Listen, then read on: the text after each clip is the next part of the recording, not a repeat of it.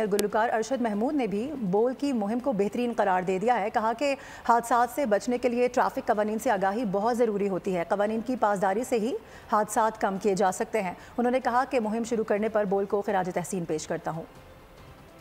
इस मिशन के ऊपर हूँ कि जो छोटे मासूम बच्चे हैं उनको आप मोटरसाइकिल पे ना बिठाएं। उस बच्चे के साथ हादसा होता है, इतनी दुआएं कर कर के, मन्नतें मान मान के अपनी औलाद के लिए, और उसको आप मोटरसाइकिल के टंकी के ऊपर बिठाया होता है। मैं कह के थक गया हूँ। माओ से रिक्वेस्ट की है मैंने, इनके वालिदैन से रिक्वेस्ट की है कि अपने बच्चों को मोटरसाइकिल पे ना बिठाएं। नंबर 1। नंबर 2 ये कि जब तक आप सजाओं के अंदर सख्ती नहीं बरतेंगे ना, ये ठीक नहीं होंगे। मैं साईं मुराद अली शाह साहब से रिक्वेस्ट करूँगा, और उनसे भी ज़्यादा मैं बिलावल साहब से, प्रेसिडेंट ऑफ पाकिस्तान से, कि कानून के अंदर जब तक सख्ती नहीं लाएंगे ये लोग इसी तरह रौंदते रहेंगे।